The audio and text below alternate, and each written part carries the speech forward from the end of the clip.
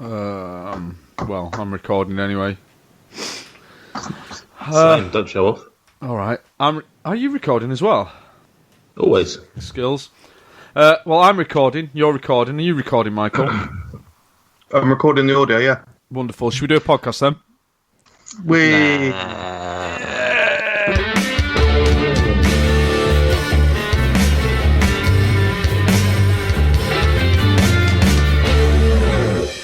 Good evening, everybody. Welcome to FRUK Unwrapped, the official Food Review UK podcast. My name is Stuart, and I am joined to... I've just nearly spilt my drink. I was joined by a man who, if he were a snack, he'd be a Walker's Sensations steak and chimichurri flavour. Because he's spicy, there's enough to satisfy a social gathering, and incredibly beefy. It's the one and only Nathan Peterson. I mean... I've never been compared to such a elite snack as a chimichurri Walker Sensations. When I was thinking of a snack to suit you, there was only one, only one really up for grabs. There's only one snack that can compare to you.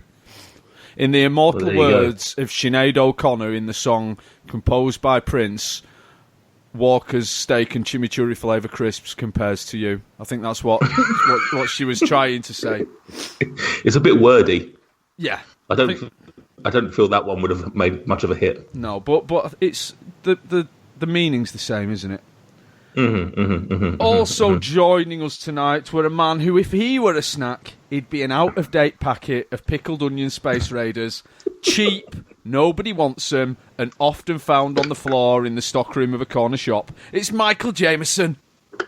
Right, look, listen, right, I've never passed out willingly in a corner shop, so... No, I don't appreciate the insinuation, so... But you are cheap. Yeah, I'm famously cheap. And nobody wants you.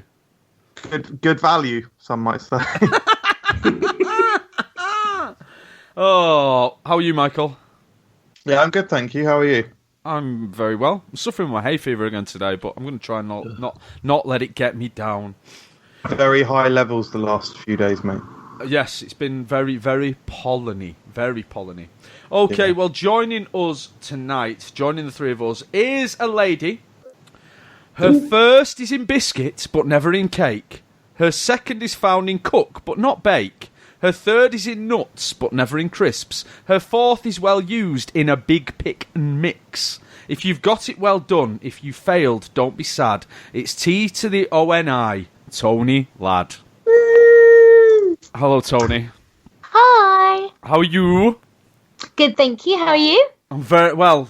I'm the same as I was when Michael asked me 2 minutes ago who you're sitting right next to. And it's just polite, isn't it? Yeah, it is. Yeah, correct. No, I'm good though. Apart from the hay fever, good. Did you like your little riddle, Toni? Did you guess it? I did. Did you guess it? I did when I worked it out. Yeah, good. I thought it was going to be more a play on the whole lady lad thing. Oh, so you threw me there. Too obvious that, if anything, isn't it? Yeah. Yeah. We don't go for. Rich did only say the other day that he did think about taking my name when we get married, just so he could be a lad. I think he probably should. Time for everything. Well, Toni mentioned Rich, so regular listeners and viewers of the Food Review UK channel will know Toni as one half of Toni and Rich. The better half, I suppose. But also, you have appeared quite a lot with just Michael in some review videos on the channel recently. Yep. So, really, you're quite a legitimately big part of Food Review UK now, aren't you, Toni? Probably. Well, don't know how big, but... Probably more important than Michael Jamieson, so... Getting there. Yeah. Wow. Fantastic. Still... Need a few more caps yet, I'm afraid. Sporting reference, because you are such a sporting lad.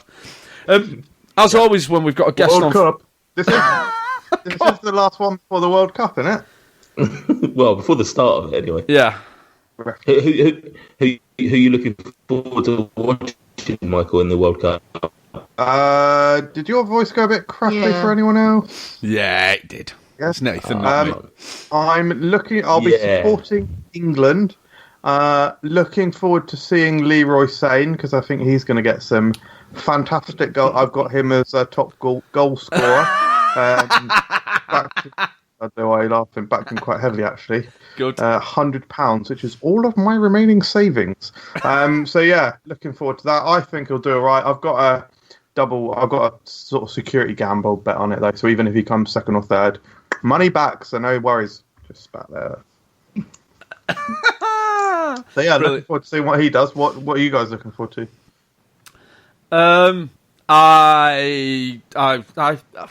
don't know. I think Belgium. Just generally, never heard of him. Who does he play for? Correct. Yeah, yeah. I can't. I think in terms of a team of individuals, Belgium are amazing, but it's anybody's game. That's the thing about on paper. Belgium look like the best team, but of course they don't play football on paper, do they, Michael? They play it on grass. Which is ironically made from paper. So yeah. Toni's here. She's a woman. I want to see women on the football pitch with men. Yeah, when's at the same time? Well, yeah, when's the unisex? When's the unisex? That's what equality, and you know. Hey, well, you work towards that, mate. You make that your life's cause. I'll see what I can do. Right, should we move away from the football? Yeah. Is this not a football podcast? No, it's not, Michael. Stop trying to make it one. As always, Toni, when we've got a guest on for the first time, we like to get to know you a little bit by asking you 3 of our random questions. So what I need from you, Toni, are 3 numbers that are placed between the number 1 and the number 10. Would you like to choose a number, please, Toni? Number 8, please. If you were a food, what food would you be? Oh, I don't know. Oh, these are hard already. I'm not very good at stuff on the spot. Oh, I don't like this. I can't answer these questions. You could be a chimichurri crisp because they're apparently the top of the food chain. It's true. I don't know. I feel like I should just go with Nutella because that's literally the only thing in my head right now. Good answer. It's good as anything. Pick another number, Toni. Number 3. Number 3. Would you rather eat chocolate-flavoured poo or poo-flavoured chocolate?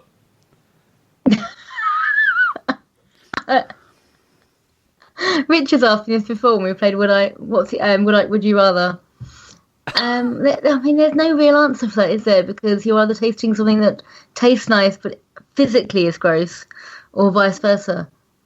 I mean, I kind of feel like poo-flavoured chocolate because then I know at least it actually is chocolate. Yeah, correct. Absolutely correct. Yes.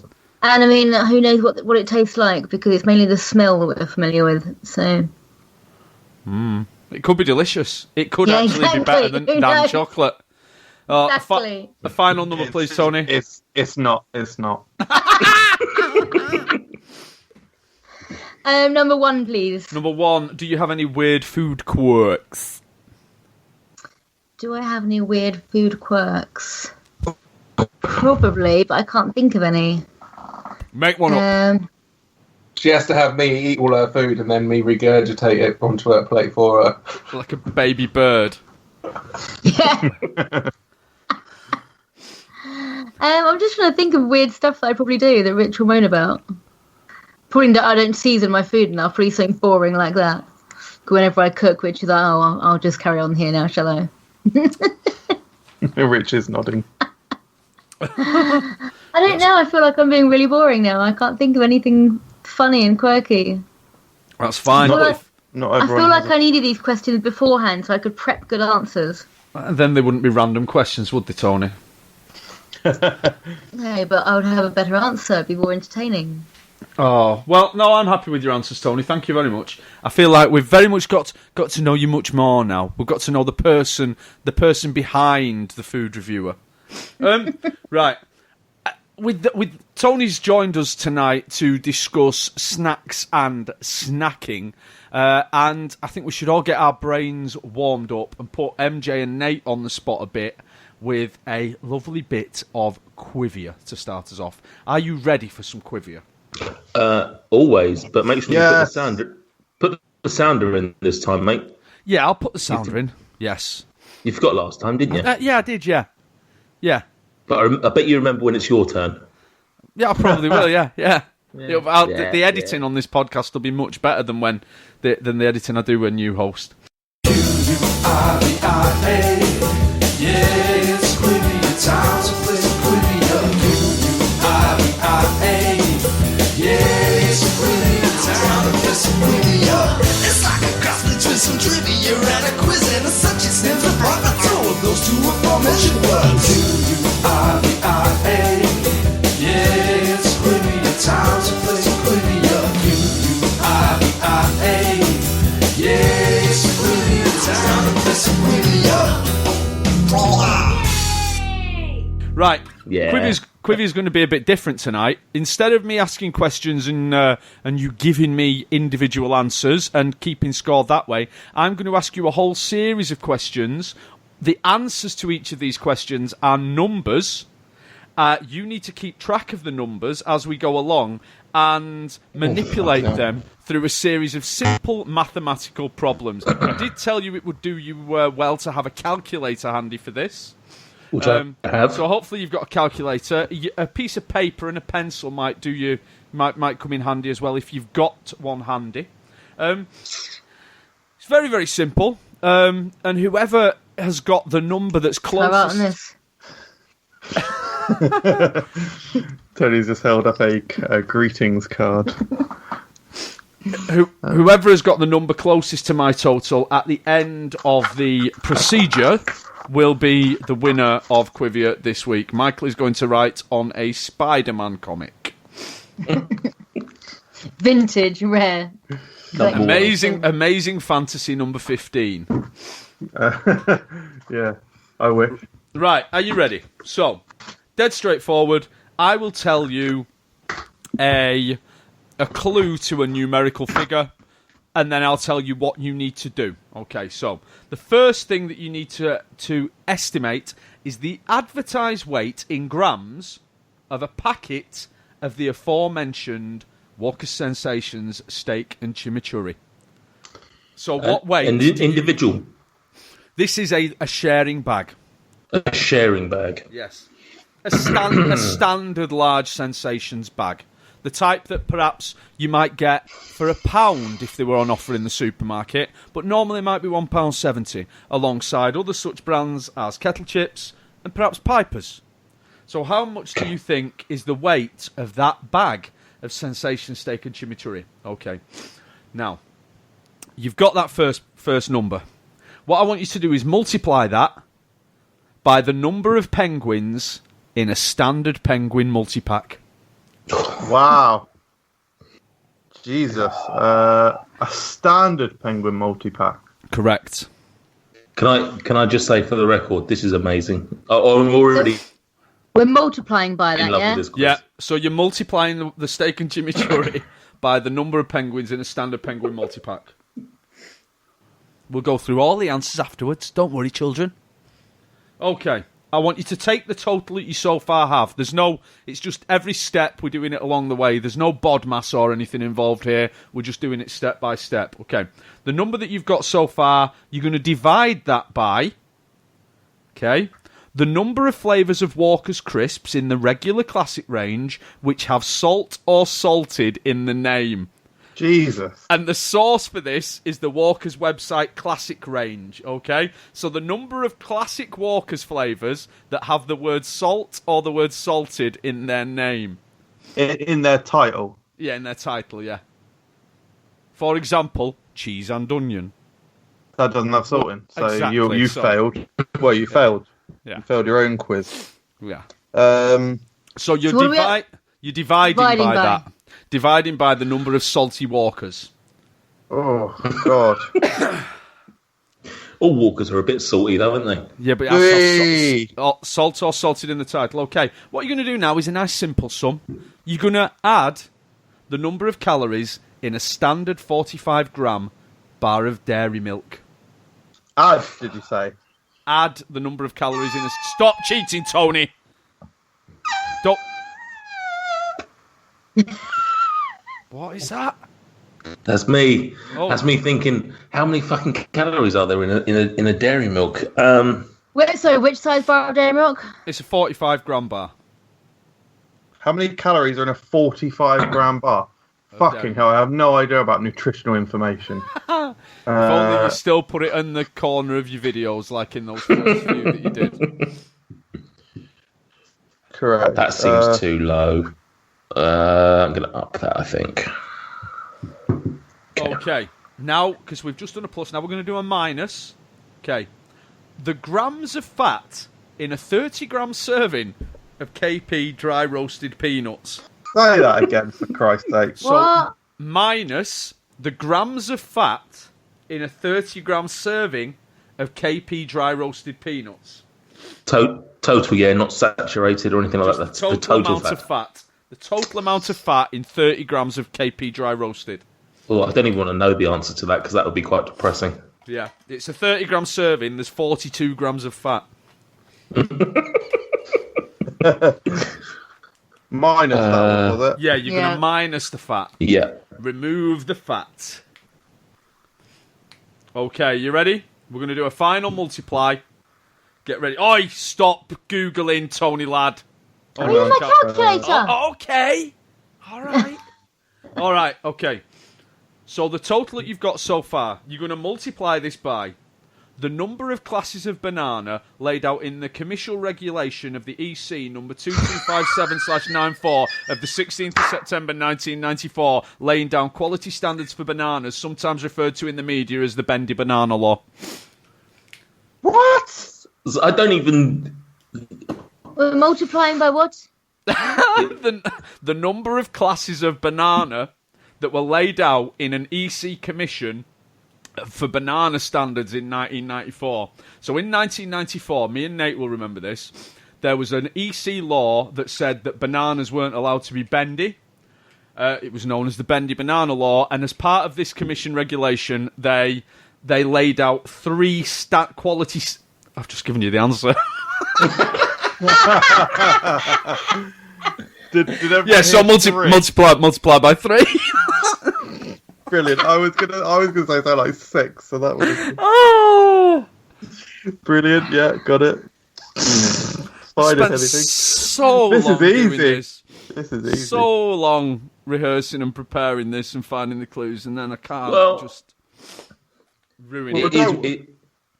It is but one. It is but one number in a host of 6 or 7 or whatever it is. So Correct. Right.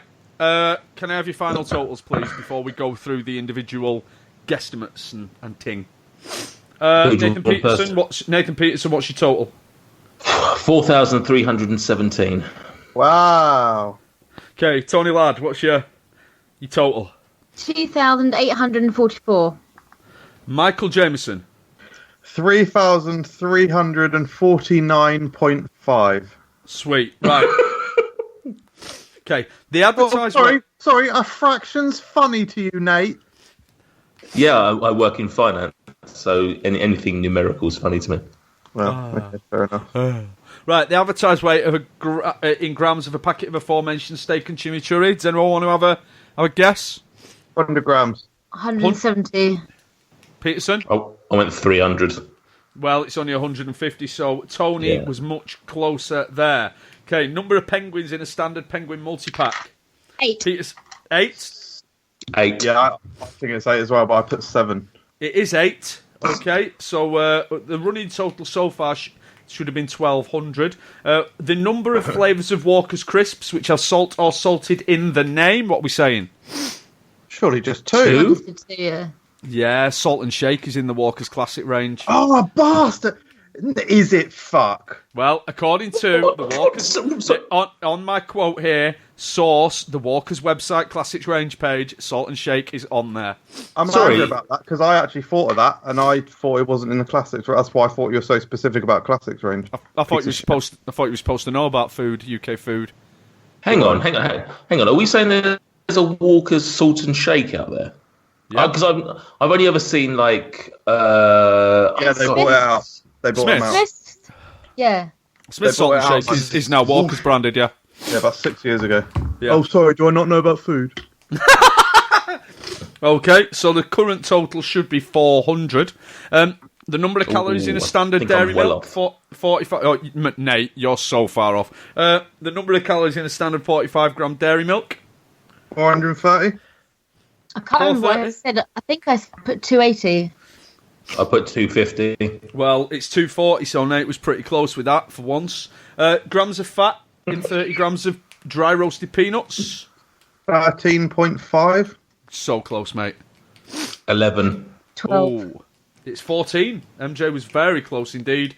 And, of course, the number of glasses of banana 3. was 3. 3. It was 3, yeah, well done. The actual total is 1,878. So without any cheating, without any manipulation of the scores, our Quivia winner tonight is Toni. Boom! Right, sorry. Way Right. to make an entrance. Some questions. So the one that I was nearest on, the 13.5, Yeah. that was the mathematical equation with that was minus, Yeah. which is actually the least movement that the entire sum had. Yeah. So the one that I got closest had the least impact. Yes. Right, what's the point? Well, it's just stupid, isn't it? MJ did do a nice little drawing though. Oh, what a flaccid sack. Do you want a little bit Yeah. more detail? Him and Rich are doing a life drawing class right now. That is disgusting. Wait, when you say that, do you mean that Richard's got his dick out? Obviously. When doesn't Rich have his dick out? Correct. No, yeah, Rich's live videos, MJ daily. Correct. Oh, I can't hear anything. Oh, Well, Stuart, are you there? I'm still here. Yeah, there was just nothing to say about that, was there? Oh, sorry. Does my penis offend you, Stuart, Nate? Shall I not do live videos to you two? I prefer not, if I'm honest. Yeah, I'm happy enough without them. No, good game. Well done, Stuart. Yeah. That was very clever. Yeah, Fun. Unfortunately, Nate was in last place. intentionally. Yeah. Well done. I'm pretty impressed. Toni was only about 1,000 off, so that's very, very good indeed. Good working, Michael. Good showing your working. Well, I had some pretty good answers, so I'm quite proud of myself, actually. I think you did very well, mate. So I tried, as I was going through that little round of Quivia, to get a broad selection of different kinds of snack foods available, because obviously tonight we are talking about snacks. So I think before we get into snack chat, we need to lay down a definition of what constitutes a snack. What is the thing that makes something a snack and not a meal? Toni. Maybe something that you don't have to plate up. Like you can eat it from the packet. Is a Big Mac and fries a snack? Can be. Well, there we go. So the sheer absence of a plate. What do you reckon, I'm just thinking like what I pick from the fridge. Obviously, I don't like, I don't plate it up. I just kind of just eat it as and when. So what if you were eating something, for example, I'm going to some wedges of apple dipped in peanut butter, but you cut your apple up and had it on a plate with a little dollop of peanut butter. Is that now not a snack because it's on a plate? Well, it depends on the size of the plate. Maybe I should have specified a different plate. Because I definitely do that snack. So, but I have it on a small plate. So, which is the correct way to do it?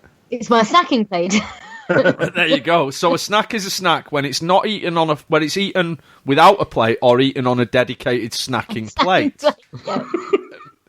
Nathan, what do you reckon? Against the rules. I would have thought, I don't know if there is a real definition, but my interpretation would be something that is much smaller than a meal. So obviously, coming back to the plate size, something that wouldn't traditionally fit on a full-size dinner plate, something that is convenient to eat and presumably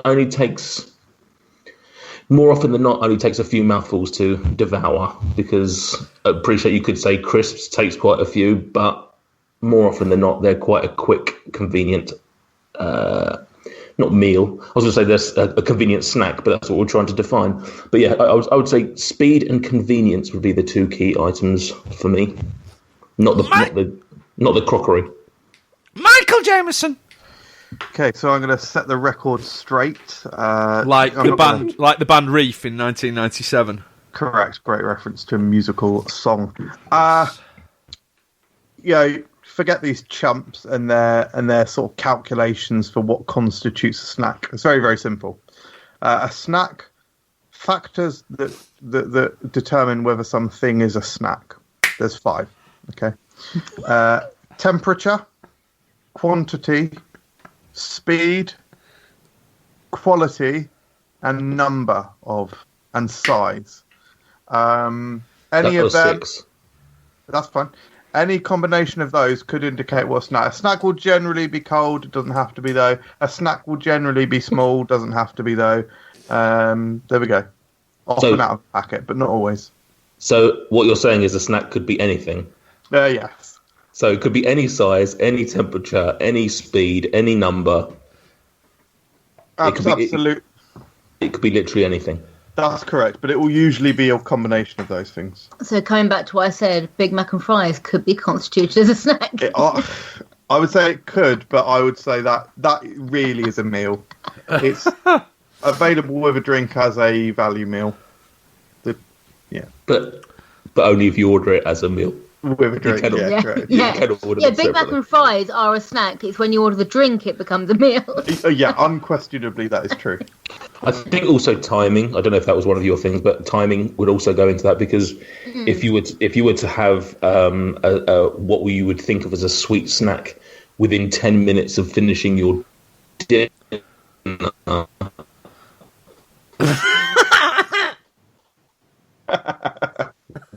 One would assume that was more of a dessert than a snack. Whereas if you left it a couple of hours, then it probably falls under the snack definition. Yeah, Correct. I agree with that timing. Like 11s is. 11s is classic comment. Rob, if you eat 11s is there are various of these kind of in betweeny meals like an 11s is or an afternoon tea or a this that or the other. If you're setting out to have a formal 11s, aren't you adding an additional meal in? I think by giving it a name, I think you're turning it into a meal. Oh, sorry, mate. It's already you're making a meal of it. It's already got. You can't say that something is a meal if it's got a name because it's snack. Snack is a name. Oh, but like a laid out set of rules regarding perhaps time. But it kind of goes back to what Nate was saying about like size and stuff. So it's like 11s is normally just like a little mini morsel, could say. Great word. Between your meals. So it's just something to keep you going until lunch. I would also say regularity because obviously most people will have 2 or more likely 3 meals a day. They will always have lunch, dinner, and more often than not breakfast. They won't skip one of those unless it's an exceptional circumstance. Whereas an 11s or similar, it might just be, oh well, if I've got something there, I'll have it. If I don't, most people won't necessarily go out of their way to ensure that they have an 11s every single day. Whereas the other 3 meals, they would. I rarely have dinner. Okay. Well, so what you have lunch and then you just wait until breakfast? No, I have tea. Oh. Are you a tea and supper household? No, I actually am dinner. I just wanted to be I love the idea of you just talking about having supper for. It'll be lovely. Isn't it? Yeah. To be fair, though, I say about the 11s it is actually the time when at work the kids have their snack, as we call it. So maybe that's why I think of a snack at that time, because that's their kid's snack. What time do you have lunch break at your place? 12:30. Right. That's quite close, isn't it? Yeah, it's close. Yeah, it is. It's an hour and a half. Well, I say that the kids' snack goes from 9 till 11:30. It's free flow, so they have it whenever. Wow. They want like a buffet. It. Yeah. So yeah. So if they have their snack at like 9:10, they then don't have anything else until 12:30.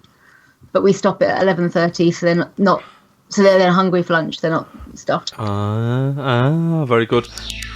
Nate here.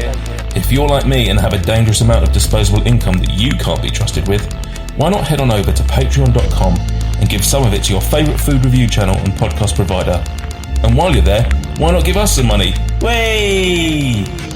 Nah, but seriously, patreon.com/Food Review UK. Help us get Gossy some new glasses or something. He looks ridiculous. Right, so, next question.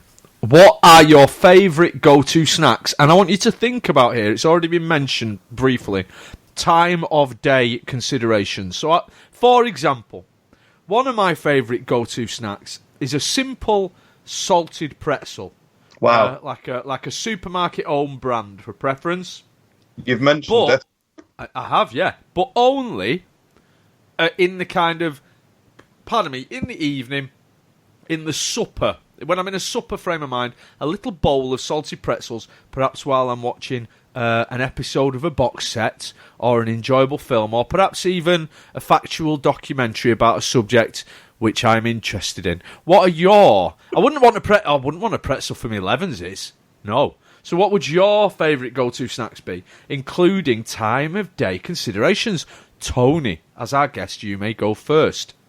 My favourite snack of choice, and this is normally a post-work, pre-dinner. I'm home from work, I'm starving, I can't wait for dinner yet because I haven't got that patience. Am I allowed to say where they're from? If it's a store-bought, or do I just say store-bought? Slapper store name in there. This is not the BBC. Right, okay. So, yeah, it's the Tesco, like the snack bite things, like they do like the mini pasties and the little mini Scotch eggs and stuff. It's the mini Kiev bites. And I would just like to clarify that product is only available at Tesco. Yes. No other brands are available on that one. No, gutting. Tesco is. They are amazing. So you get like the garlic butter, garlic cheese stuff inside. So it's like a mini Scotch egg, but instead of the egg bit, it's like a garlic cheese, and it's amazing. Are these cold? Yeah. All right. So yeah, literally they're like 12 in a pack. They're always 2 for £3, so we always have 2. And yeah, it's like you can literally just eat a few while you're standing at the fridge, get home from work, just fill that little gap of being hungry before dinner. Very nice. What about any other times of day? If you're going to have a mid-morning, if you're going to have your 11s, what are you having, or are you just stealing from the kids? Yeah, sometimes. Cheese and crackers is always a good one. It's just like a classic, I think. For 11s? Sometimes, yeah. Oh, no. Oh, no. No. Cheese and crackers is a PM food. No, cheese and crackers at any time's food. Oh. I wouldn't have it for breakfast. No. I have limited experience with cheese, but I usually have it late in the evening. Which is the correct time to eat cheese. Isn't that when you get nightmares, though? Did an experiment. Watch the video. Good plug. So what? Go on then, Michael. What are your go-to snacks, including time of day considerations? Great question, Stuart. I'm glad you asked it. Thank you, Michael. I sort of snack quite heavily, but I sort of at work I tend to just simply start eating my lunch at around 9 a.m. and I'll gradually grazing. I'll gradually graze through it in the morning. So I usually, like this week, I've got a banana, so I have a banana around 9 to 10. This week, is it just one banana lasting? Yeah, just like 1/5 of a banana each working day. What grade of banana is it? What, mate? Grade? What grade of banana from the classes of banana laid out in the Commission Regulation EC number 2257/94 of the 16th of September 1994 laid down quality standards for bananas, sometimes referred to in the media as the Bendy Banana Law. Bendy Banana Law, yeah. Yeah. Third grade. All right. 3 years old. Yeah. Quite bendy then. Very bendy. Almost completely in circumference. Banana donut. Banana curve totalitarian. I don't know what I'm saying. So yeah, I'll have a banana early doors. I will sometimes put a restriction on my own mind to not have the cheese string before 11. How many things are in your lunchbox? I usually have a cake, possibly a packet of crisps, banana, cheese string, and this week I've got a bagel, a toasted bagel sandwich. I've been having BLTs. Oh, very nice. Yeah, it's all right. Bit of a premium breakfast, bit of a premium lunch for me this week. You've been a good boy. Otherwise, a little cake bar, like a little Madeleine. They're very nice as a snack. Yeah, that's a little tiny cake. A little tiny. Yeah, Madeleines from Costco are absolutely wonderful. A little tiny cake. That's a really nice snack for me. Little tiny cake. So would that be like a nice 11s then? I suppose a little tiny cake is probably my version of Tony's Kiev. Right. Sorry, can I just bust it? I'm trying not to get involved here, but MJ talking about how he loves little tiny cakes when we were in Costco the other day was actually looking at getting the biggest cake possible to eat by himself. I had an eye or two on it, yeah. What, one of those massive Costco rectangular cakes? Such good value. $13.99 for an undecorated one. That's not the end of the story. The story goes on to he was going to buy that, eat probably about half of it, and then give the other half to Rich for his birthday. A half-eaten fucking cake. No, that makes it sound so much worse than it actually the idea was. No, that was exactly what it was. No, it was eat a portion of it and then bring the rest in for Rich's birthday. Oh, sorry, because I said half and not a portion. There you go, have this unfinished cake. Half's a portion, isn't it? That's not even a portion that's been cut out with bite marks.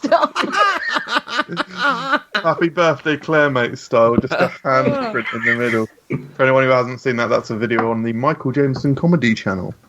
And Costco's a video coming up on the Food Review UK channel. It is. I can even confirm the date if you'd wish. Oh. Go on then. Yeah, Saturday the 16th of June at 3:30 p.m.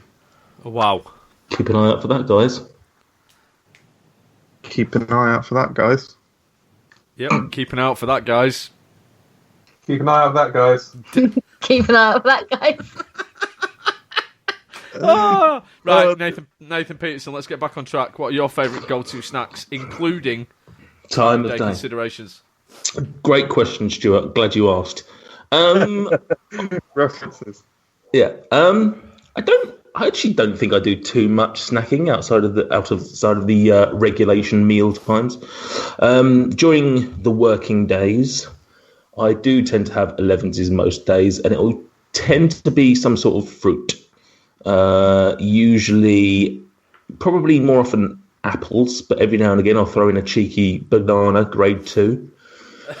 So I usually have fruit about 11 o'clock. I don't tend to have any other snacks during the day, and I don't really snack in the evening, but I do tend to, a lot of evenings we do end up having something sweet, but like I said, I don't know whether I would consider that dessert or snacking.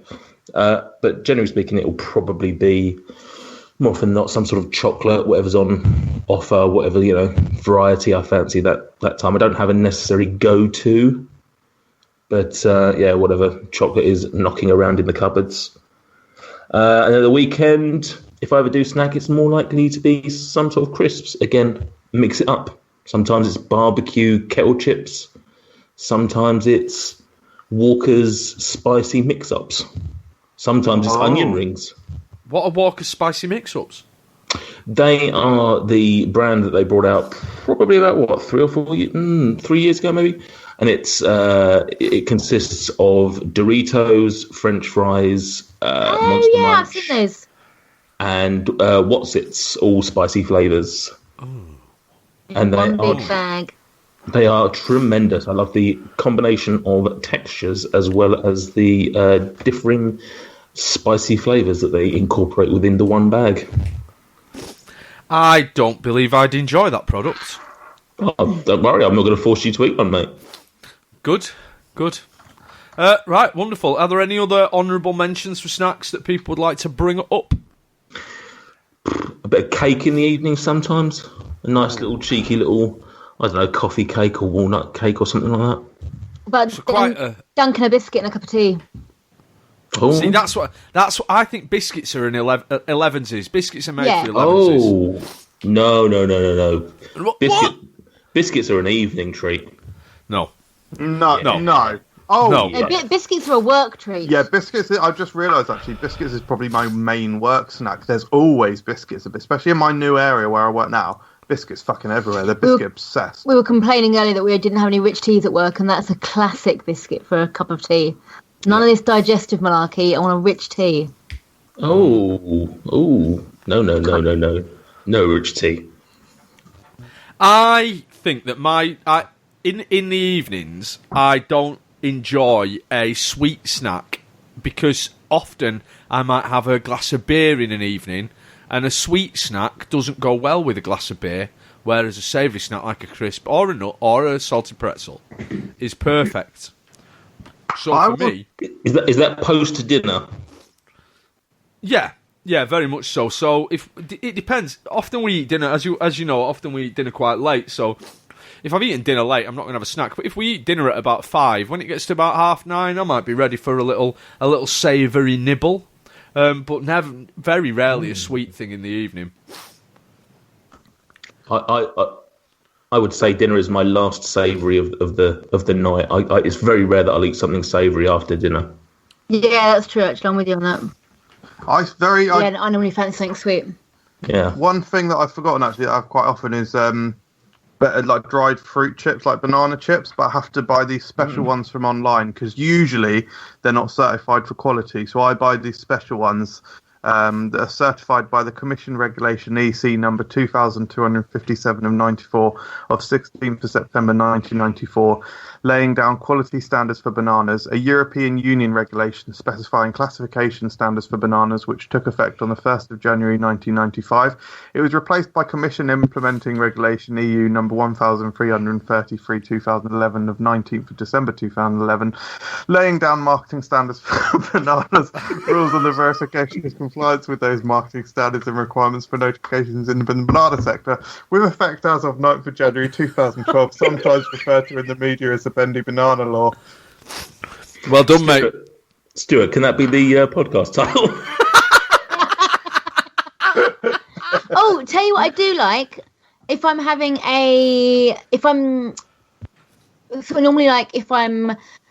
out for my lunch break at work before I've had my lunch kind of thing, because I normally end up having my lunch at work or on the train home, that kind of snack. I like the naked bars. Ooh, I like a naked bar. Yeah. Oh, what flavours? I like the berry one, the red one. Oh, yeah. Cherry Bakewell. No. I like the one with the ones with the minimum ingredients because I kind of feel like I'm being a lot healthier then. So there's the berry one, which is the red one. There's the blueberry one, the new one. That's really good. Yeah, correct. Berry Delight, that's what it's called. Berry Delight. I've not had that one. And I like the peanut one as well. Peanut Delight, is that as well? Yeah. Blueberry Delight, Peanut Delight. I started off with the cashew one, which is still all right, but it's my kind of like least of my favourites. Have you ever had the Trek bars? Trek do I think it's called Peanut Power. It's similar to a knackered, but a lot denser and a lot drier. Not quite as sticky, and they're immense. The Trek Peanut Power ones. And I tried the Meridian nut butter ones that you put online. Yeah. But the annoying thing is, when you see them online, and not necessarily for you, but just in general, then you're like, oh, they look amazing, and it takes about 3 months to track down anyone that bloody does them. They're hard to find. I've only ever seen them in Aldi. Yes, they do peanut and coconut. That's my favourite. They do a peanut. Is it just peanut on its own? Yeah, I think so. But that was like the peanut naked bar, but it had more ingredients in it, so I just stuck to the peanut naked bar. And then I think they did a berry one as well, and again, it was just too similar to the other one. Oh yeah, but the peanut bought me that one. But the peanut and coconut one was really good because I do like coconut. Yeah, lying. Peeps bought me that, and we were in Tesco. Fun fact about the blueberry muffin flavour of Naked. Stay tuned to Food Review UK in approximately 2 years because that review will go up then.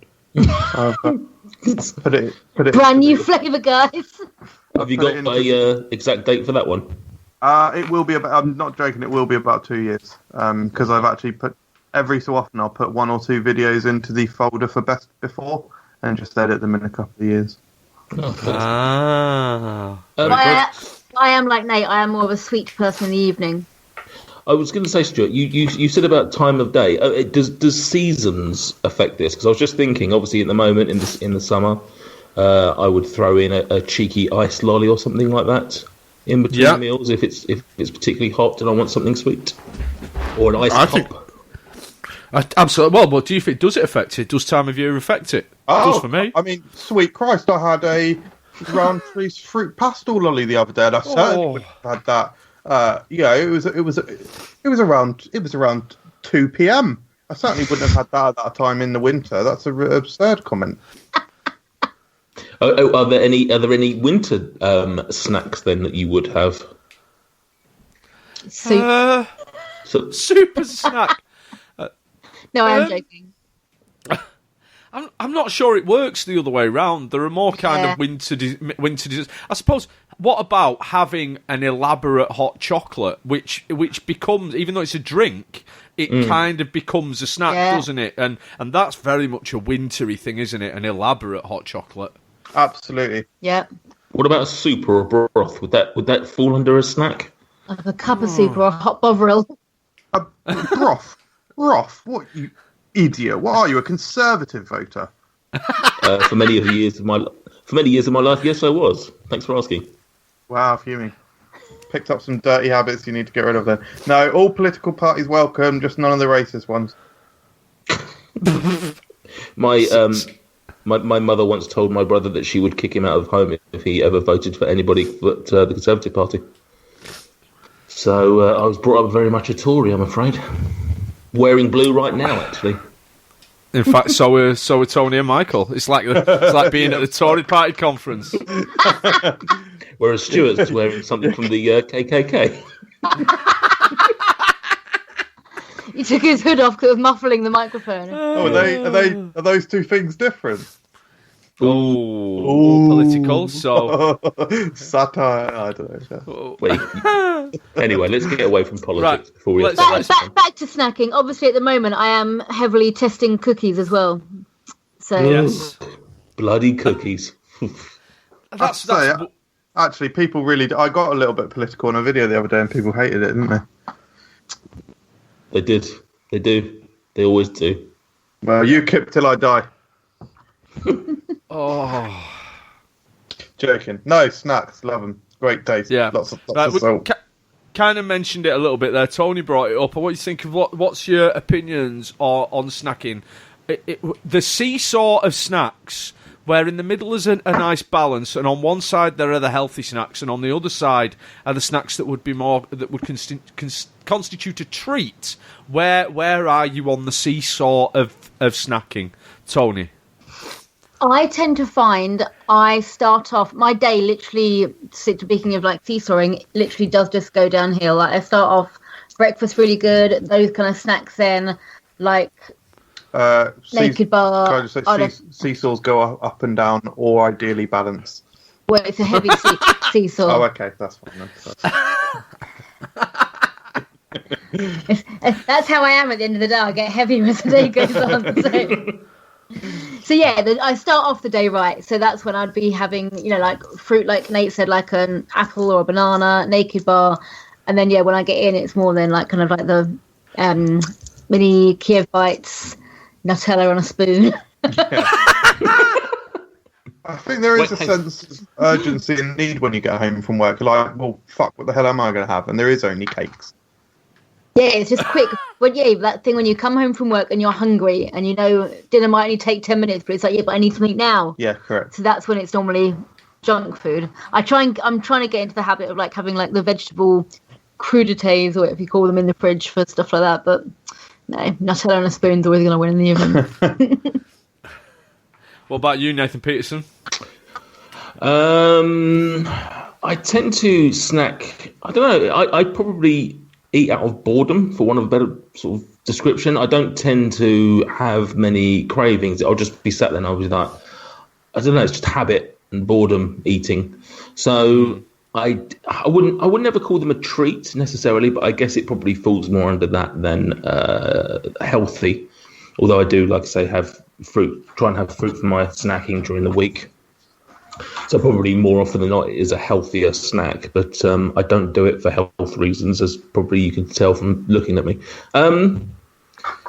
So yeah, no, probably sort of halfway on that seesaw. I'm sort of sat in the middle, watching Toni go slide down from from good to bad. I'm like, whee! MJ, where are you? Generally speaking, I hold little. Sorry, I got neck ache. Generally speaking, I hold little regard for the nutritional content of foodstuffs. Claire and I tried sort of a healthy eating patch recently, and it just gets you depressed. It's really not worth it, guys. Is that like a nicotine patch? Yeah, you staple a celery stick onto your arm. Yeah. Vegetables reference. I don't know. I was going to say, I do like actually saying that. I do like celery for a healthier snack. I will eat it. Oh. Yeah, No, I will. I wish eat I liked it it. raw. Or I'll have it with a bit of salad cream, so that probably removes the health benefit of it. That's weird anyway. No, to be fair, I want to be one of those people that eat celery and peanut butter, but I freaking hate celery. So apple and peanut butter, I'll do. Yeah, apple and peanut butter. Or apple and cheese is good as well. Apple and soft goat's cheese is really nice. No, I don't like goat's cheese. Ah! Raw or warmed up? Just a soft goat's cheese. Like, not the type of goat's cheese that you would cook. It's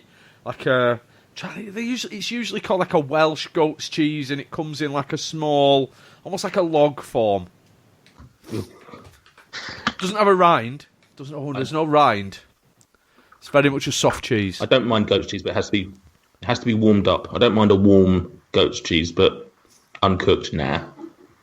Oh, well. I like the way you work it, no diggity. I'm actually going to mention a relevant comment that is irrelevant to the discussion at hand, but relevant to what you've just said. Am I correct in saying that in a previous episode of the podcast we were discussing raw halloumi? Yeah. Yes. I have tried Heaven and Hell? Heaven and Hell. It was the last episode, yeah. I've tried it. What are your thoughts? Who was it? Nate, was it you that said you'd had it? Yes. So obviously I, like everyone else in the world, had not had it because it's psychotic. You are absolutely correct. It is far better than cooked and then cooled halloumi. It's not that bad. I had a conversation with my wife afterwards, and she has eaten raw halloumi on a number of occasions. If you buy from supermarkets ready-made kind of a halloumi and spinach wrap or whatever, it will always be raw halloumi. I was very shocked and surprised, but yeah, I have seen my wife eat raw halloumi when I was in your neck of the woods last week. Wow. From Waitrose in Marlow. Wow. Yeah, it was all right. So raw was all right, did you say? Yeah, it was good. It was fine. It was good. Nowhere near as it was like totally. Basically, I wasn't expecting it to be like fully like edible. I was going to this is going to be weird or whatever. No, it's totally normal and it's nice. It's all right. It's a lot squeakier and rubbier. Yeah. Rubbier. Rubbier. Yeah, absolutely. Rubbier. Absolutely. But yeah, I hold little regard to the nutritional content. Like I say, I'm conscious that sometimes you have to be a bit sensible. So I've got bananas this week. I'll try and have fruit regularly. I'll try and not be too ridiculous. But the temptation of a biscuit is too large. Certainly for me to consider in snacking. Meals, again, I'll try and put some extra vegetables in meals and whatnot, and try not to have chips every day or whatever. But actually, we have chips very rarely, to be honest. What about you, Stuart? I think probably the same as MJ. I tend to buy very healthy snacks. I buy healthy snacks to have in the house, but I'm very easily tempted. You know, it only takes someone to open a cake at work or a packet of biscuits or what have you, and or a tin of Celebrations or whatever, and you know, I'm only human after all. I just don't think it's worth. Does anyone else get the kind of like, speaking of 11s, is that kind of like 4 p.m. sugar need? Not so much. That's when I'm just starting to get a little bit sleepy if I'm having a slow day, and that's when I'm like, I need some chocolate.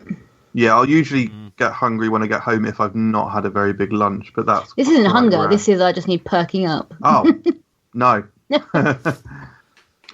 I would say on the whole thing about snacking is that, like you just said there, Stuart, it's a temptation thing. If we had no snacks in the house, I wouldn't necessarily. It's very rare that I'll sit there and I'll be like craving something or feel the real need to eat something.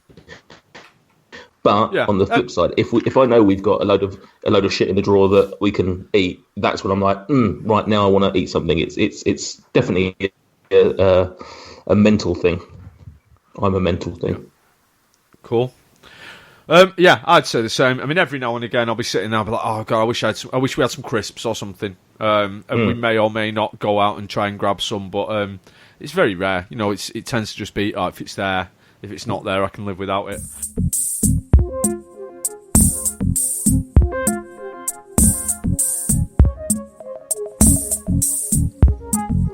Social media, what does it mean to ya? Facebook, Instagram, Twitter, hey, like, follow, retweet, make our day. Social media, what does it mean to ya? Facebook, Instagram, Twitter, hey, like, follow, retweet, make our day. You can find Food Review UK on Twitter at Food Review UK, Facebook also at Food Review UK, and on Instagram at FRUK. Check it out. Right, we've already kind of touched upon this a little bit, but sweet versus savoury for snacking. Correct. Where would you, if you had to get rid of one, and also your favourite sweet snack, your favourite savoury snack? Okay, go on, Toni. Sweet or savoury? Sweet, just because I'm not a big dessert person, so my savoury would easily be ticked off in general meals.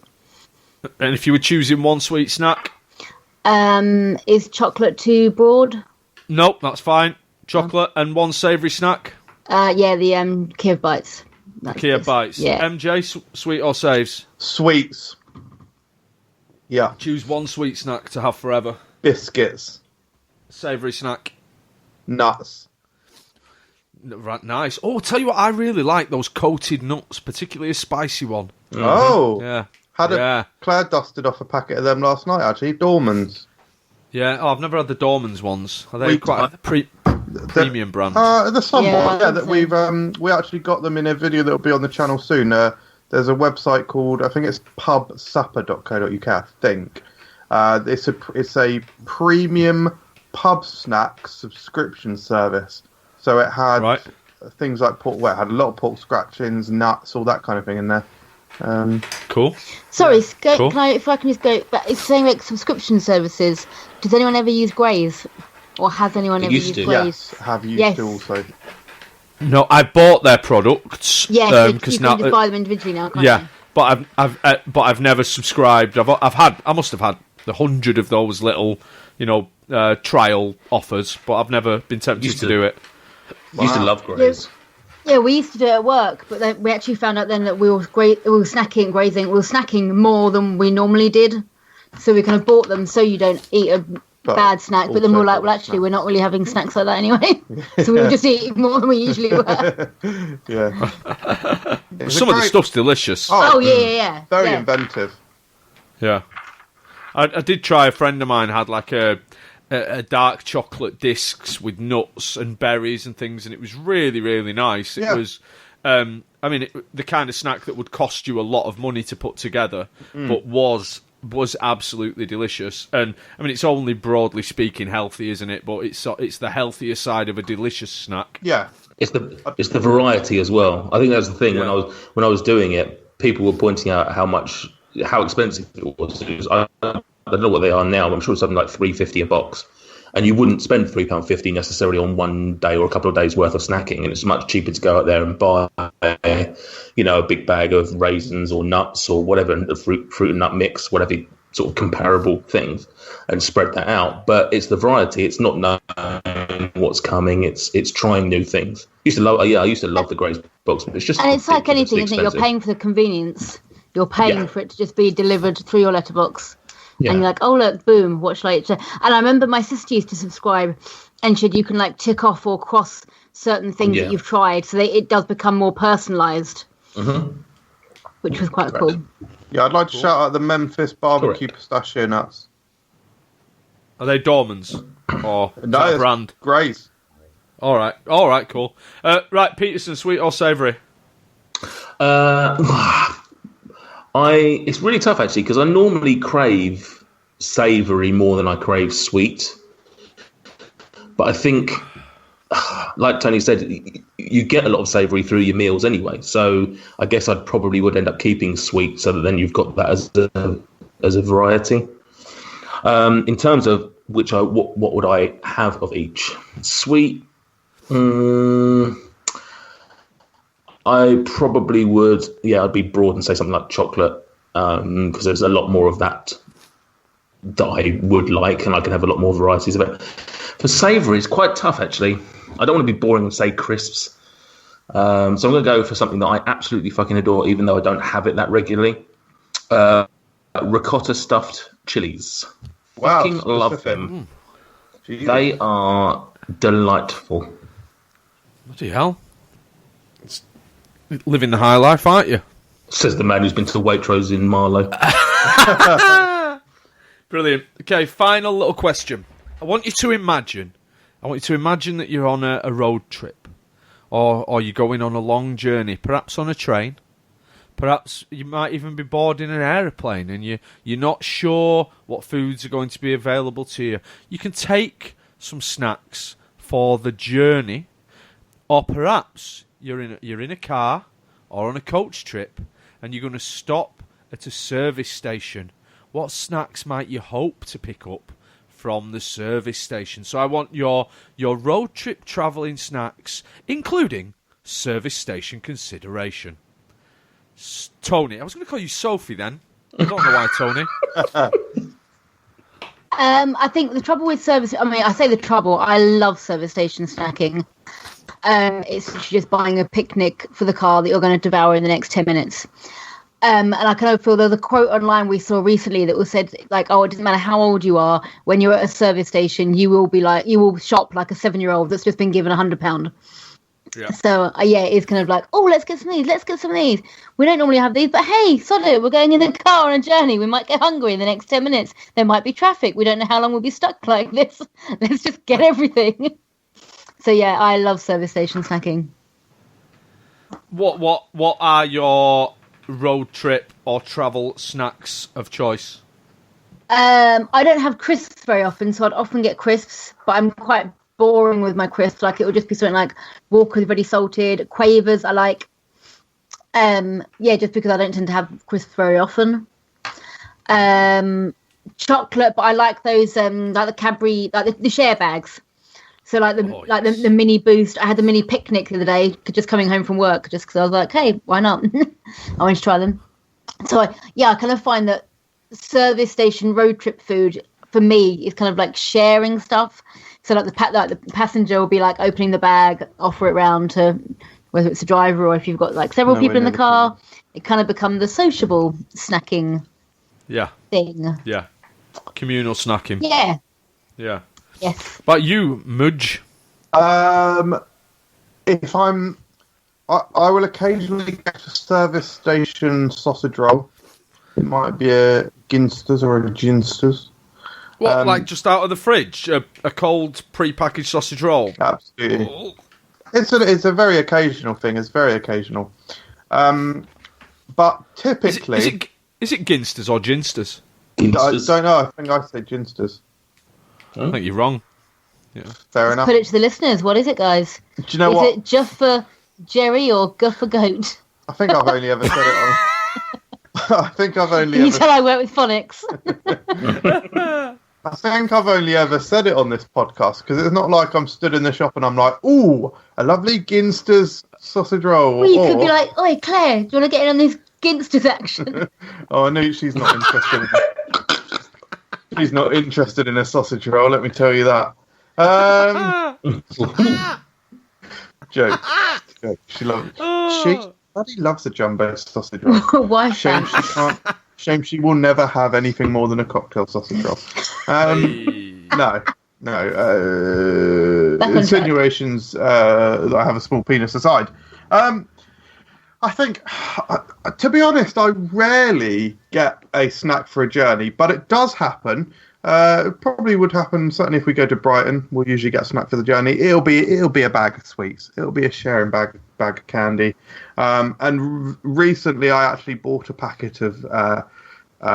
In fact, I bought a multi-packet of sweets with the strict intention that I'd be putting them in the car. I bought a 4-pack of Treebor soft mints. Oh, I love a soft mint. For the car. It's for the car. What? What There's only, With a pep. there's No, only, there's not. there is one correct answer there. Spearmint. Spearmint. Correct. Right. Correct, yeah. Actually, saying that, I'm not. I know a lot of people go for like sweetie sweets, like Haribo and that kind of thing. I'm not a big sweetie sweet person. I'm more of a chocolate person, but I do like fruit pastels, and that's the type of thing I'll keep in the car. Because then, like, you can just like pop a little. Yeah. Don't have to have like Pop pastel. You don't have to have like a whole bag open that if you knock it over, it's going to make a mess. They're just in that nice little tube. I do like a fruit pastel for the car. Yeah. Tube of sweets. Yeah. A cylinder of sweets. Yes. Nathan Peterson. Can I just bring the conversation back to the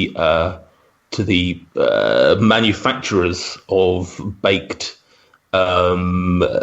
goods that Michael Jameson was referring to? I found a website called arse.co.uk, spelled ARRSE.co.uk.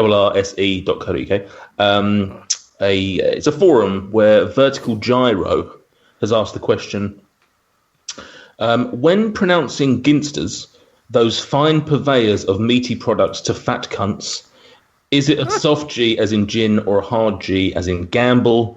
And all of the users have confirmed that it is a hard G as it's named after the Ginster family.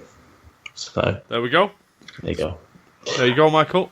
Tell you what about the ginsters though. The chicken and mushroom bake thing.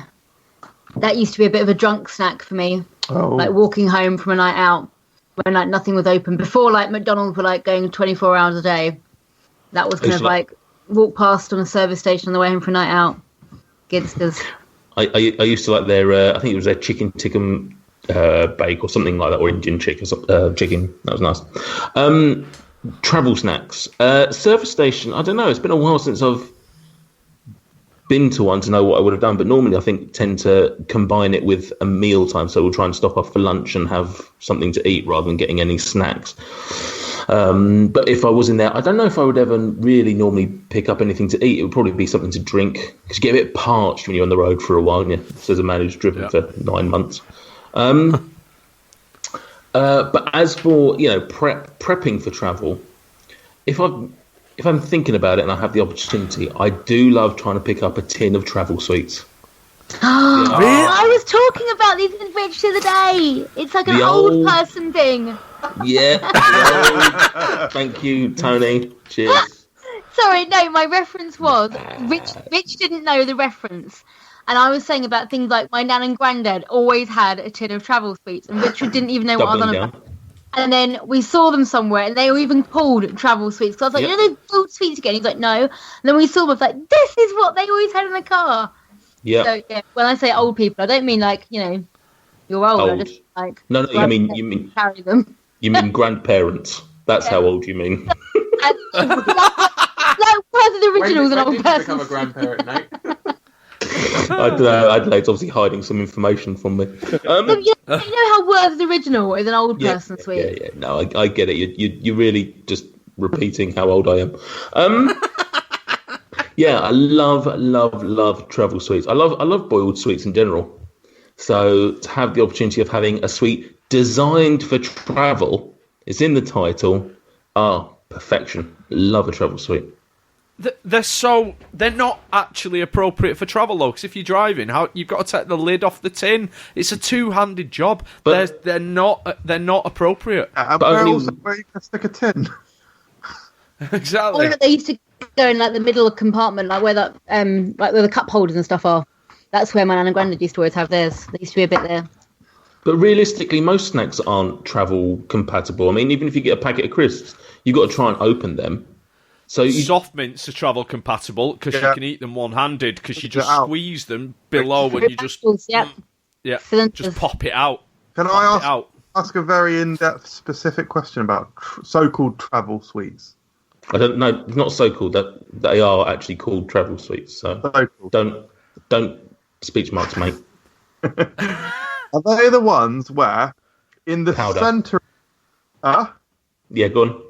Are they the ones where in the centre of the sweet you have a straight ridge? If you were to follow your tongue around the outside of the sweet, you'd reach a small lip or rim. Then you'd get two small, almost bubbles, little raised domes, and there'd be lots of them almost representing the bumps on a raspberry and lightly covered in sugar. No.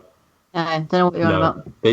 They're normally sort of square and flat. I'd say more oval.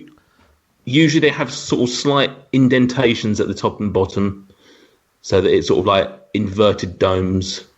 They usually come in a. I mean, there's definitely different varieties of it, but that's the most iconic travel sweet. As somebody who's been eating them for a long time, because I'm very old. Did you get into it because your grandparents used to offer them to you in the car? My parents, but basically, yes, it's something from my childhood. Are you claiming that they taste good? Have you never had them? Not if they're not the ones that I described a minute ago. Right. So they're basically just boiled sweets. They're basically just fruit flavoured. They'll come in a variety of, I don't know, lemon, strawberry, like just any sort of just generic fruit boiled sweet flavour. They're then covered in some sort of sugary powder or something. I don't know what the necessity is for that. Can I just ask all four of you a quick question, literally quick answer? Out of 10 or out of 6 rather, as it's FRUK, what do you give boiled sweets? Each of you. What, the entire range? I don't know if I've ever had them since I've been about 8. I think they're gross. I mean, but don't they give them to you on school trips to help, like, with your ears popping? Are they? Yeah. Aeroplane. They used to give them to you on aeroplanes. Aeroplanes, yeah. Some are great. Oh. For example, a mint. What are they called? Mintos, buttermints. Lovely. Yeah. No. Yeah, Mintos, buttermints are lovely. A cola cube. Yeah. Cola cube's a delightful thing. Cherry drops. Yep. Nice sweet. Cherry drops. Oh, my sister used to love those. My sister also used to have the Cadbury's eclairs in her car as well, so kind of like the chocolatey toffee thing. Yeah, good sweet. Yeah, good sweet. To bring it, I'd have to say, I'd have to give boiled sweets as a genre probably a high 3. I mean, if we're classifying all of them, then I'd probably say a high 4. I love a boiled sweet, but it's say high 2. What? Well, I can't remember having them recently, and like I said, I don't really eat sweetie sweets anyway. So like sugary sweets rather. Yeah, like high 2. Oh, you're all prepared. What's Milford saying? Probably a high 2. Yeah, just a bit boring, a bit waste of time, really. Anyway, you're not on the podcast. Get off. Yeah, piss off. I am on the podcast. Dead thing. And I'm here to stay, bitch. Reference to the Rio video.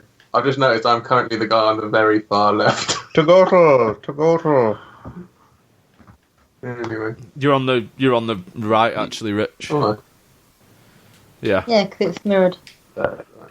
Togoto. I'm so far right. I've just come left again. So. Oh, that's good. Back to politics. Right. Well, I'll give you my road trip snack of choice. Are you ready for this? I've got a very clear favourite road trip snack, and it is a sweet snack. What do you mean? It's the why are you talking about my wife? Fisherman's friend, you're going to say? I'm going to say fisherman's friend. Oh, Jesus Christ! That's not a sweet. That's a fucking medicine. Why are you eating fisherman's friends, you weirdo? My stepdad loves those, and his dad used to eat them. We all really like them. We have them in really. the car. Yeah. Theo loves them. Gemma loves them. I love them. We get different flavours. So we get the regular fisherman's friends. Yeah. And you can get the sugar-free fisherman's friends, which come in like a honey and lemon flavour, a cherry flavour, a blackcurrant flavour, and they're a different texture as well. The sugar-free ones. They're quite interesting actually. We like a fisherman's friend. a nice spicy medicated sweet to open your airwaves. Keeps you quite alert as well if you're driving a long distance. A bit of a nice spicy sweet. Oh, I just thought of a savoury snack that I like. Airwaves gum. References. Yeah, I was just about to make a stupid comment about that, but I thought I'd be the bigger man. So, well, which leads us very, very nicely on to. We haven't done this for a long while, but it is time to play a game. Toni, are you ready? Oh no, I'm scared. It's time to play a game. Let's play a game. It's called Sweeter or Severio. We pull the name of a food stuff out of a hat. You tell us what you think about that. Will the next food stuff be sweeter or savory? Will it be sugary or covered in salt? There's just no way to know. But you must predict. Will the next food stuff be sweeter or savory? Right, tell that giant idiot in the corner to keep his mouth shut. He has played this game and failed. It is Tony's turn, not Rich's turn. Are you ready? Yeah. Yes. Here we go. So, Fuck her off. Go and stand in the kitchen.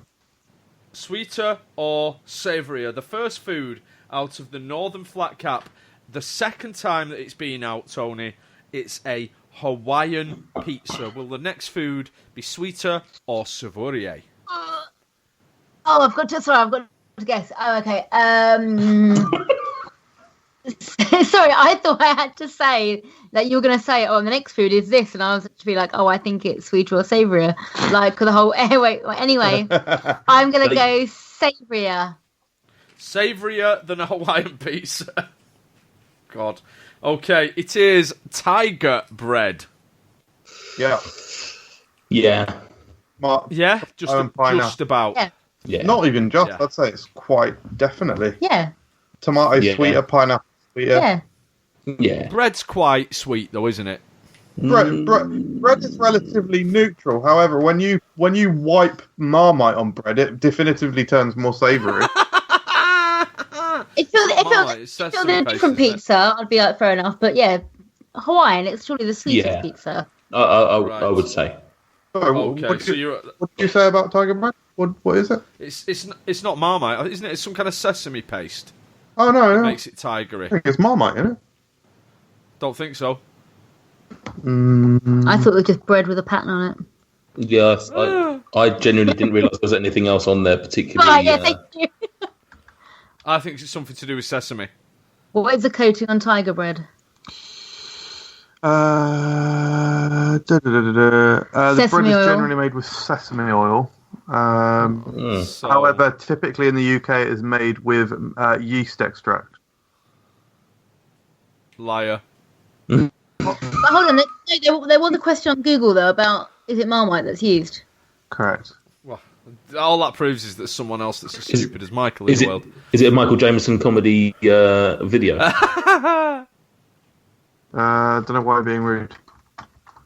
Toni, tiger bread. Will the next food be sweeter or savourier? Sweeter. Sweeter than tiger bread. The next food is mayonnaise. It's the fourth time out of the hat, and it is sweeter than tiger bread. Will the next food, Toni, be sweeter or savourier than mayonnaise? Sweeter. Hang on, sorry. We're saying that mayonnaise is sweeter than tiger bread. Yeah. Okay. Aren't we saying that mayonnaise is sweeter than tiger bread? I would say it's sweeter. Yeah. Don't know. What, you would disagree, would you? I don't know. I've got no major feelings, but I'm surprised it's such a this is a fact now. Let's move on. I just got a gut reaction that mayonnaise is sweeter than tiger bread. I mean, do you wish to argue otherwise, MJ? I don't know, guys. I have no idea what you guys determine something to be sweet or savoury is, considering you're the ones who think that a Maryland cookie is fucking sweeter than sugar. Well, There's no there's no, in an Airwaves. there's no. That was the whole argument that there was no fucking sugar in there. Oh, okay. Sweeteners. So there's more. So there's more sugar in tiger bread than there is mayonnaise. All right, well done, Tony. It's not about the amount of sugar. Why are you It's fucking about arguing that it is? Then you literally just. We're said not. that. You brought the sugar up. No, yeah. Oh, but Sorry. you defended it. You are tying yourselves up in knots. You fell for my trap. Why are you trying to take down Richard's fiance on the game? Why are you not? Well, you are. I'll take you down. There's a bigger enemy at hand. He's using me to get to No need to you. be. Ow. No need to make fat jokes. Oh. Overweight. Oh yeah. Jason reference. Pussy reference. Right. So you're going sweeter than mayonnaise, Tony. Yes. It is, for the fourth time out of the hat, the rich tea biscuit. Boom. Ugh. Correct. Sweeter than mayonnaise. Will the next foods... Do you want to argue about it, Michael? No, that's sensible. But I know how sweet biscuits are. So Oh, how sweet are biscuits then? Sweeter than gum, for example? Shut up. what I said, I know how sweet they are. That's not giving any allegiance either way. You're giving allegiance to the cookies. Will the next food stuff be sweeter or savourier? Savourier. Savourier than a rich tea biscuit. It is the original Oreo. Ooh. I think that's sweeter than a rich tea. Yeah, I would say that. I'd That agree with that. creamy filling.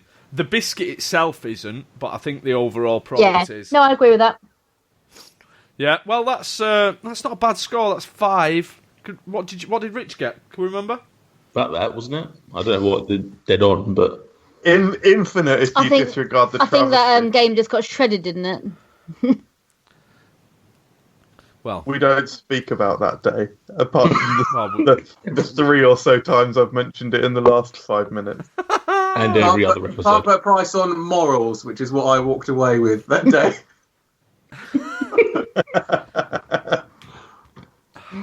oh dear. Well, We should mention Rich and I have been conducting our own private investigation into this matter, and everyone we've spoken to so far has actually correctly given the answer that we wanted to. well, at a social gathering that I was at last week, where 12 people were present, I think that 7 people out of the 12 took mine and Nate's side against 5 people on your side. Well, Can I just ask one question as I'm here and we're on the subject, and then I'll drop it forever. Okay. If you have a Maryland cookie, I'll keep that in, and you have some Coke Zero as a sip of Coke Zero, what do you think is sweeter? Oh, I think that's very, very difficult. I might go for Coke Zero just to wind you up. Well, that is it doesn't wind me up, mate. That is the correct answer. I was going to say I would probably say that the Coke Zero was sweeter. Yeah, I would say Because so. the thing about Coke Zero is there's no sugar in it. it's full of sweeteners. It's full of sweeteners, just like Airwaves. But the thing about Airwaves is it's full of eucalyptus and menthol. Anyway, What was the point there, Rich? He hasn't got a point.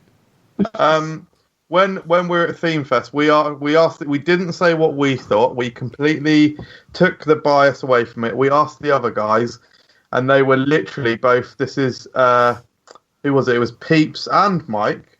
I think both said. Yeah, they both did say because this is when we were on the hunt for pizza or whatever it was. They were both like, how is this even a question? This is stupid. And then they obviously agreed with us, and we were like, yeah, you're right. They were literally laughing because you're so stupid. So laughing. So 2 guys that you asked were laughing. That must mean, conclusively, that must mean that it's in your favour. Well, when you put it together with the opinion of the UK's #1 food reviewer, yeah. In all honesty, taking the whole argument aside, I would say that we've all done our own tests. We've all asked people that we know, and I would say that across the entire breadth of our friends and family, it's been relatively even, which therefore, to me, suggests that there is no right or wrong answer except for the judge's answer, which in this case was Stuart. No, and there is a right answer. Right answer. No. If you ask 100 people and 50 say one thing and 50 say another, then strictly speaking, it is an opinion thing. Yeah. Half of the people think it's sweeter, that the cookies are sweeter. Half people think the gum is sweeter. Therefore, it's down to an opinion on taste. No! This game has never been about which has the highest content of sugar, which has the highest content of salt. This isn't saltier or sugarier. What is it then? Sweeter or savourier. Sweeter or savourier. Okay, well, There's a song. It tells all the rules are all in the song, Michael. So it's not eucalyptus or eucalyptus-era? Because that's what fucking your argument seems to default into. Oh, it's got eucalyptus in it. It's basically a plant and a tree in that. Oh, Christ, why are we arguing about this? It's not even Richard's fucking turn to come back on the podcast. No! It is my turn, mate. It's always my turn. No, okay, you're never back on then. Except on the next one. No. Oh, no. Okay, yeah, let's drop it forever until we next talk about it. Right, well, anyway, thank you for playing Sweeter or Savoury, Tony. Despite that ridiculous interlude then. You're listening to FRUK Unwrapped, the Food Review UK podcast. Review it on iTunes, if you dare. And thank you very much for coming on FRUK Unwrapped. It's been delightful to talk to you. And I suppose thank you to Rich as well for sitting in the corner and interjecting like a bastard. That's actually not as bad as I thought you were going to go. And also thank you, obviously, to Michael and Nathan for being here. I've got a couple more thanks that I need to give out. We've had a couple of new Patreon subscribers, so I want to say big shout out to Art from Cali, who is a new Patreon subscriber, and to James5252, aka Russian name guy on YouTube and Instagram. And thank you. If you're not sure who he is, just look in the comments underneath any Food Review UK video, and you will see at least 4 comments from him because he loves annotating the videos and giving commentary as he goes along in the comments. Yeah, so thank you very much to both of those guys. Could I also thank all the people who submitted questions on social media? It looks like we're skipping this section this week. I forgot. Do you know why? Because I didn't put that on my schedule. Right, go on, social media, Michael. Joking. No, well, James5252 did have some questions / comments. You'll be surprised to hear he's had more than one, actually. No, thank you to those Patreon guys. We do mean that. James5252 said sweet or savoury. We already covered. And he said best meat snack. I'll probably say pepperami. Oh, yeah, I'd go chorizo. Chorizo, yeah. Jerky. Ooh. Bong Lungs has said, is snaffling pig worth £15 for the jar? Never had it. Probably not. Depends on how much you like pork scratchings, I guess. I mean, in terms of quality, they are easily the best pork scratchings that I've ever had in terms of quality. Yeah. But it depends on how much you love that as a snack anyway. Because I wouldn't buy it regularly because it's not necessarily something that I would normally buy anyway. But in terms of the step up in quality from your high street brands, then definitely. Yeah, I'd say A, quality, B, consideration. Where else are you going to find a fucking pack of pork scratchings that big? And C, you get a huge fucking jar. Rich has... But what's the one that you have, Rich, to put the M&S crackling crisp things that are freaking rank? Just the smell of them makes you feel sick. They smell like an eggy fart, but they don't taste like it. But Rich just shoves them in anyway. Yeah. Speaking of Rich... Oh, God, sorry. I was just to say also the variety of flavours they offer, because not many other pork scratchings companies do that. It's just the one sort of generic scratching. Absolutely correct. Speaking of Rich, Togotl says, favourite healthier snacks, e.g. peanut butter and an apple. Banana. Peanut butter and apple's quite good. Just fruit in general. Yeah. I like a fruit and nut mix. Yeah, dried fruit. So premium nuts. Yeah, premium nuts and then premium dried fruits as well. I like things like a dried cherry in there. I also really like dates. Oh no, dates are nice. Never been a date man. I do like a dried like apricot or something like that. That's quite nice. What about dried figs? No, it's I don't know what it's that sort of There's a flavour about figs and dates that I'm not particularly a fan of. Although I do love a fig roll, which is another old. Oh no. Yeah. He also has a follow-up question to Gottel. Favourite unhealthy snacks, e.g. Doritos, Oreos, Tostitos, Combos, Cheetos, Rolos, etc. All the others. Snyder's buffalo flavour pretzels. Snyder's honey and mustard flavoured. Oh, yeah, they're great as well. As are Snyder's jalapeno flavour. Honey roasted cashew nuts, M&S brand. Oh, nice. Yeah, Nutella. Always Nutella. Laminators are Amazing. favourite Pringles flavour. I don't know, barbecue maybe. Barbecue. I don't really eat Pringles. Yeah. I like the original, but I did like those curry sauce ones we reviewed. Yeah, They were good. correct. I'd go original flame grilled barbecue and the curry sauce one. So 4. Yeah. It's terrifying. And Salty. who asked? Or savoury. To go to under the guise of the cookie mill has said favourite of the little boxes things, e.g. mini Scotch eggs, mini cocktail sausages, etc. None. Don't really like them. No. I only really like the sausage rolls. I'm not, and the savoury eggs. I'm not a massive fan of the other ones. Yeah, savoury eggs and the Kiev bites because that's where they come from. I don't know them. You need to get on that. Either the chilies that I referred to earlier or of those ones you mentioned, cocktail sausages. Excellent. To Gottel also under the guise of the cookie mill again, which we should say the cookie mill is now open for business, guys. Thecookiemill.co.uk. Thecookiemill.co.uk. He's asked, olives, heaven or hell? Heaven. Heaven, but it depends on the colour. Contentious. Racist. Contentious subject. Hell. Can I say neither? Yeah. I don't expressively love them or hate them. If I'm honest, they're a thing that I sometimes eat, but I don't necessarily feel that they're heaven worthy. Fair. No, you have to choose. No, not fair. The question was heaven or hell. On the basis that I eat them, then they must be heaven. There we go.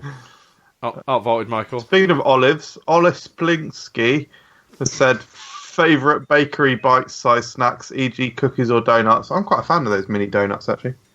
I think it's Sainsbury's do the mini cookies, and you get quite like 20 in there or whatever, and they're good. They're a little too hard for me. But then if you're going to have cookies, obviously it'd be Cookie Mill. Correct. So I like a little chocolate coated flapjack. Oh, them. Yeah. Next. Or like little mini millionaire shortbreads. Oh yeah. Sorry, I like, forgot. I like the M&S ones. You know, like the Rocky Road, like the tubs that M&S do, like the chocolate crispy cake, Rocky Road. Yeah. All those. All the M&S ones are superb, and in fact, those are the best flapjacks. Those are fucking delightfully buttery. Yes. Cameron X Shin Ramen has said, if you could make a non-existing flavour of crisps, what would it be and why? Fucking hell. Oh wow! What a question. Cheese and Marmite, or has that already been done? I know there's Marmite crisp, but are there cheese? No, and I don't Marmite think crisp? that's been done. Or before. cheese and pickle crisps. That's been done. That's been done, yeah. Oh, I'd say maybe like KFC, Southern Fried Chicken. I think it's very similar to a fast food question we've had recently. You know, it's similar to a question that you were asked on a recent Patreon Q&A. Oh, that'll be it. Yeah. Actually, KFC flavour crisps is not a bad call. That nice, the blend of herbs and spices. But I might go for Big Macs. Do you know what? No, I'm going to go for something with peanut butter. I don't know. Some kind of meat and peanut butter. Bacon and peanut butter flavour crisps. Have you had the peanut butter corn snacks? No. They'll be life changing. If I see some, I'll buy some and send them to you.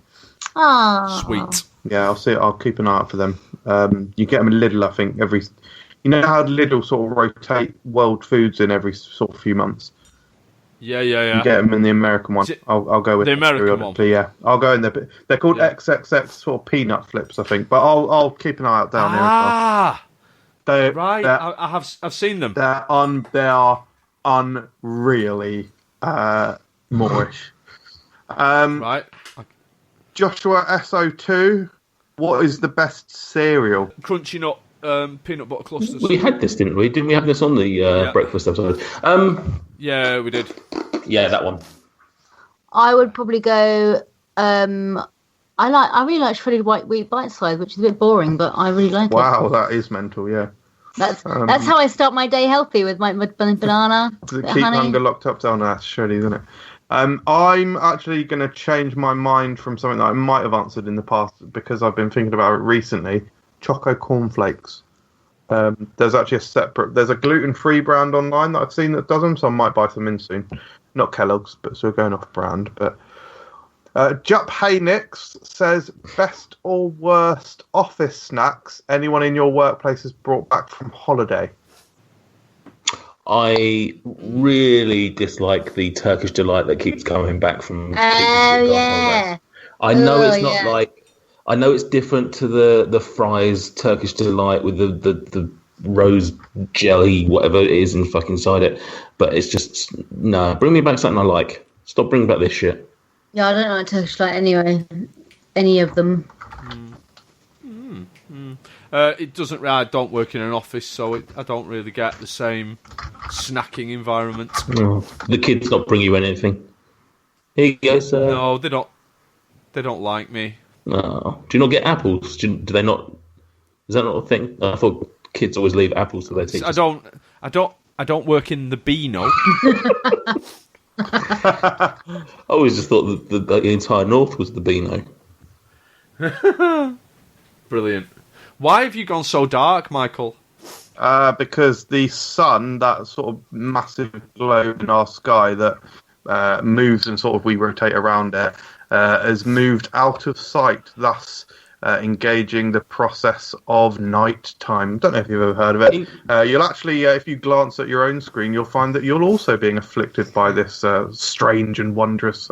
Although the screen was white a minute ago, now it's dark, so the reflection is also a lot darker. Can I just point out that the sun hasn't moved? I know, I said we're rotating around the sun probably at some point. I thought you was a flat earther anyway. Yeah. Do we? I don't know what their theory is. I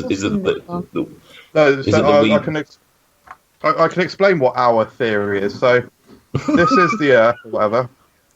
This is genuinely what we believe. The Earth is this flat disc. We flat earthers believe that the sun rotates around it like this. Right. So, but you just said we rotate around the sun. Yeah. Sorry. So this is the sun. We're rotating around it like that. Oh, we are around it, just not in a spherical sense. That's genuinely what we/they believe. More comments. Sorry? There were more comments, weren't there? Questions from social media. Oh yeah, no, I'm going to answer that. I'm going to answer this. Sorry, Stuart distracted me with his naysaying of the sun's existence. Well, he's in the north, mate. He doesn't see it very often. Yeah, correct. Chili lollipops. There was some Mexican candy that someone brought back from Mexico one time. They were hot, sour, and horrible. And if you search for as much on the internet, hot, sour, horrible, you'll probably find our little review of them. They were sort of sweet corn and chili lollipops coated in vinegar and chili. You love vinegar. They were absolutely... Watch that video, quite entertaining. Eric Vailenok, great friend of the channel, says Doritos and Cheetos worth the messy hands or not? I've never had Cheetos. I don't really like Cheetos. I don't really like that cheesy puff thing. Well, it's okay to be wrong, Nate. Yeah, I think you've got to be in the right frame of mind. If you fancy them, then yes, it is worth it. But if you're just looking for a snack, then yeah, you don't have to. Yeah, it just depends on my mood. There's actually a new Doritos advert aimed around that powder on your finger thing. there's two office workers, and one of them's eating cheese Doritos. And the guy next to him says, "Oh, you're going to finish them?" And he's like, literally just finished them. He's like, "Oh, sorry, I finished them." And then the guy just grabs his hand and he went, "No, this is what I mean." And he starts sucking his fingers. Oh! Taking the powder off his... Yeah, that's funny. That's a good campaign, that. I like that. It's memorable, but I'm not sure it's a good campaign. I'm not sure that would want me to eat more Doritos. Well, The that's fear got that you my talking about it. co-workers would... Huh? Got you talking about it. Yeah, but not in a good way.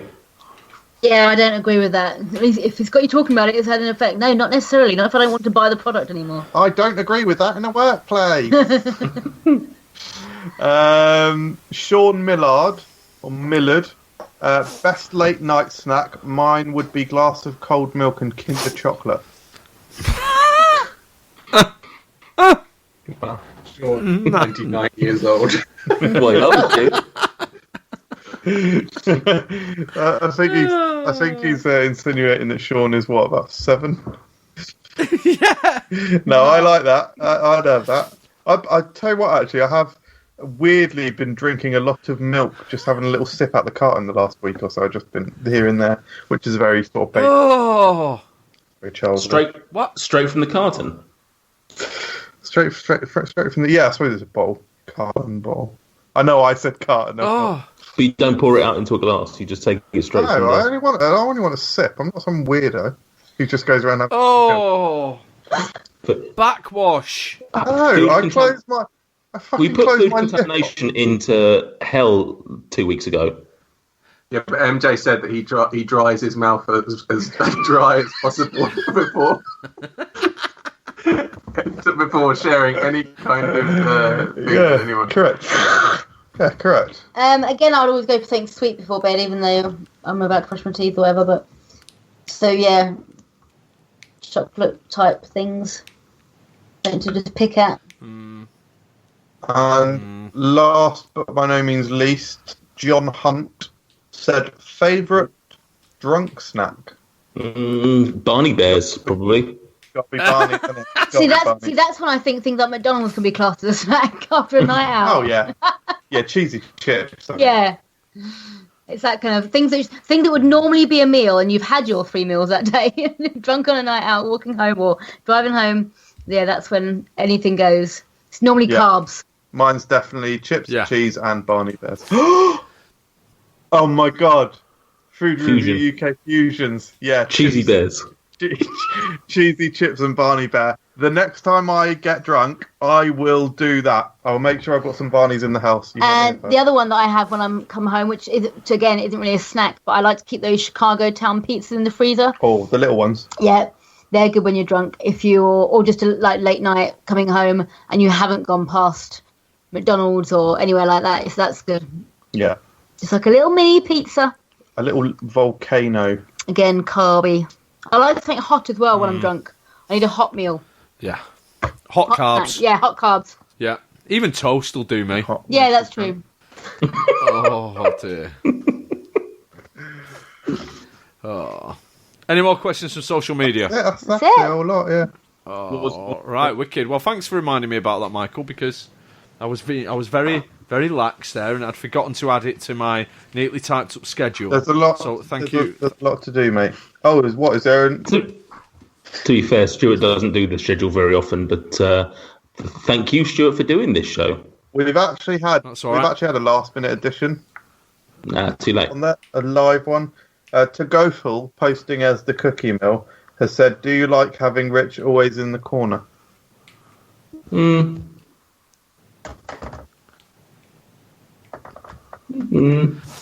Stuart?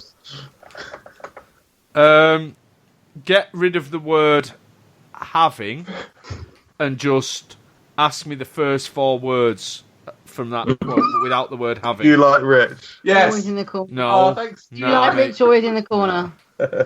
Yeah, well, it's better in the corner than anywhere else, I suppose. Oh.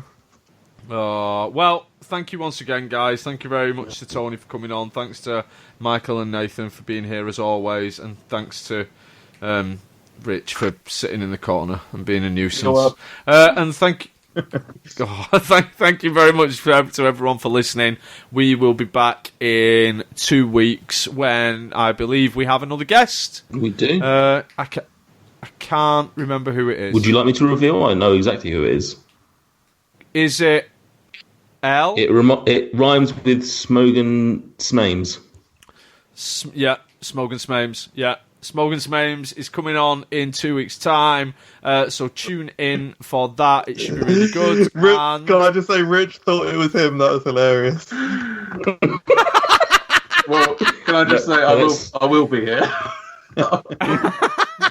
Just in the corner again. Yeah, I'm in all of your corners right now. Have we developed a podcast heckler? Like, this isn't done live. It's somehow When does the comedy start, mate? Brilliant. Brilliant. Right. Bye, guys. Well done. Bye. Thanks for having me. You're welcome. Thanks for coming on. You're welcome.